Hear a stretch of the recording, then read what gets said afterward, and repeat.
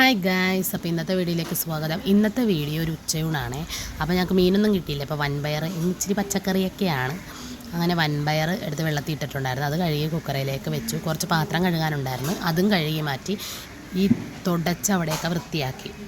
പിന്നെ ഞങ്ങളുടെ വീട് ഒരു ഇച്ചിരി പഴക്കമുള്ള വീടാണ്. അടുക്കളയൊക്കെ ഇങ്ങനെ ഇച്ചിരി പൊട്ടിപ്പൊളിഞ്ഞ് കിടക്കുന്ന അടുക്കളയൊക്കെയാണ്. അപ്പോൾ എല്ലാവരും ഒന്ന് അഡ്ജസ്റ്റ് ചെയ്യുക. ഉള്ള സ്ഥലം എന്തായാലും ഞങ്ങൾ നന്നായിട്ട് വൃത്തിയാക്കി നോക്കുന്നുണ്ട്.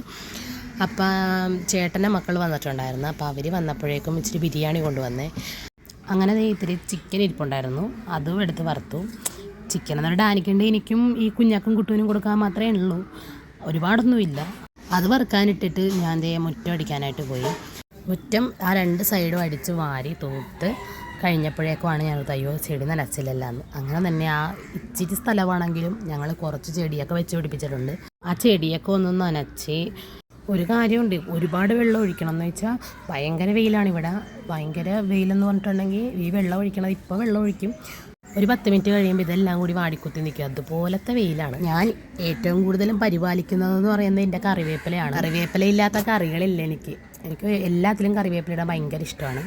അങ്ങനെ ചേട്ടൻ കൊണ്ടുവന്ന ബിരിയാണിയൊക്കെ ചൂടാക്കി എടുത്ത് അവന്മാർക്ക് കൊടുത്തു കേട്ടോ. ബിരിയാണിയൊക്കെ ആകുമ്പോൾ തന്നെത്താനെ വാരി കഴിച്ചോളും. ചോറാണെങ്കിൽ മാത്രമേ ഉള്ളൂ നമ്മ വാരി കൊടുക്കേണ്ട കാര്യം. അങ്ങനെ തേങ്ങ പൊട്ടിച്ച് ചമ്മന്തി അരക്കാമെന്ന് ഓർത്ത്, മാങ്ങാ ചമ്മന്തി. അങ്ങനെ തേങ്ങയൊക്കെ ചിരണ്ടിയെടുത്ത്, മാങ്ങ ഉണ്ടായിരുന്നു, ഇത്തിരി ചനച്ച മാങ്ങയായിരുന്നു. ഇടയ്ക്ക് കഴിക്കുന്നതും ഉണ്ടായിരുന്നു. സംസാരിക്കുമ്പോൾ ഭയങ്കര ഒരു അസ്വസ്ഥത തോന്നുന്നുണ്ടോ? ഒന്നും വിചാരിക്കരുത് കേട്ടോ. എൻ്റെ മകനോടെ ഗേറ്റേ കിടന്ന് കളിക്കുവാണ്, പറഞ്ഞിട്ട് കാര്യമില്ല, കേൾക്കത്തില്ല.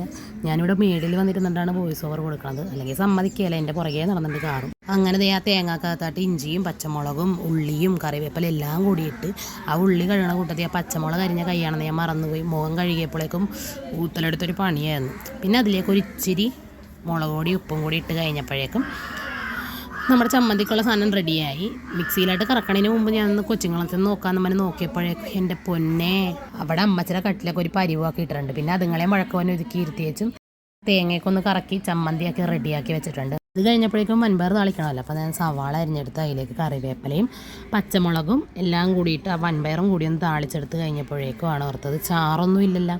വൻപയർ ഇവിടെ വെള്ളമാക്കി എടുക്കത്തില്ല, ഇത്തിരി നന്നായിട്ട് വരട്ടി ഒരു കുഴമ്പ് പരുവത്തിലാക്കി എടുക്കത്തുള്ളൂ. അപ്പോഴേക്കും ഞാനൊരു പച്ചമോര് ഇരിപ്പുണ്ടായിരുന്നു ഫ്രിഡ്ജിൽ, തൈര്.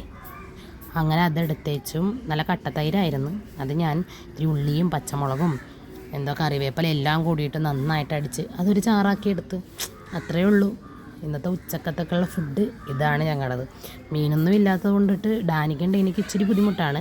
അമ്മ പിന്നെ ആ ബിരിയാണി ഉണ്ടായതുകൊണ്ട് ഹാപ്പി ആയിട്ട് അത് കഴിച്ച്. ജിനീഷേട്ടന് ഇത് കഴിക്കുവാന്ന് അറിയത്തില്ല. ഈ ചമ്മന്തി ഉള്ളതുകൊണ്ട് പിന്നെ ഒന്നും പറയത്തില്ല, അല്ലെങ്കിൽ വൻപയർ കാണുമ്പോൾ തന്നെ അയാൾക്ക് വിറയും.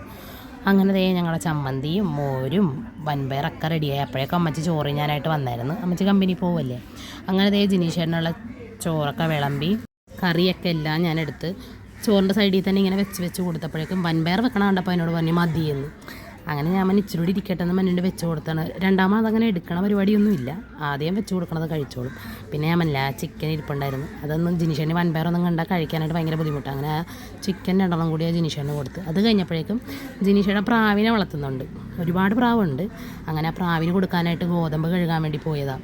അപ്പോഴേക്കും പാത്രത്തിലിട്ട് ഇട്ടതും ഗോതമ്പെല്ലാം കൂടി താഴ്ത്താട്ട് പോയി. അങ്ങനെ ഞാനത് തൂത്തുവാരി എടുത്ത് ഗോതമ്പ് കഴുകി. അങ്ങനെ ഒരുപാടൊന്നും കഴുകണ്ട, പ്രാവിന് കൊടുക്കാനല്ലേ.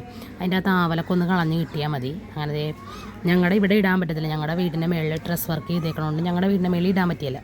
അങ്ങനെ അപ്പുറത്തെ വീട്ടിൽ കൊണ്ടേ മേളിൽ നല്ല വെയിലല്ലേ, ഒരു മണിയൊക്കെ കഴിഞ്ഞിട്ടുണ്ട് ഞാൻ ഈ ഗോതമ്പ് കഴുകി ഇട്ടപ്പോഴേക്കും. അവിടെ ഇട്ടേച്ചെന്തേ പടിഞ്ഞാട്ട് നോക്കിയപ്പോൾ എന്ത് ഭംഗിയായിരുന്നു കാണാനായിട്ട്. അങ്ങനെ എന്നെ 2 മണിയായപ്പോൾ ഡെയിൻകുട്ടനെയും കുറുമ്പീനെയും കൊണ്ട് ട്യൂഷനാക്കി. കുറുമ്പി അനിയൻ്റെ മകളാണേ.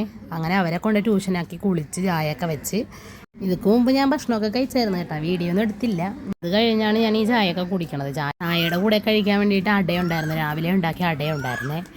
പിന്നെ അത് കഴിഞ്ഞപ്പോഴേക്കും ഞങ്ങളുടെ ഗോതമ്പൊക്കെ ഉണങ്ങി. ഗോതമ്പൊക്കെ എടുത്ത് ഞങ്ങളിതേ പ്രാവിന് കൊടുക്കാനായിട്ട് വന്നതാണ്. ഇതൊക്കെയാണ് ഞങ്ങളുടെ പ്രാവ്. പിന്നെ എല്ലാവരോടും കൂടി കാര്യം പറയാനുള്ളത്, ഇടയ്ക്കൊരു ചാളവർത്താനമൊക്കെ കയറി വരും, ഒന്ന് ക്ഷമിച്ചേക്കണേ. നമുക്കതങ്ങനെ പെട്ടെന്നൊന്നും മറന്നു കളയാൻ പറ്റുന്നില്ലല്ലോ.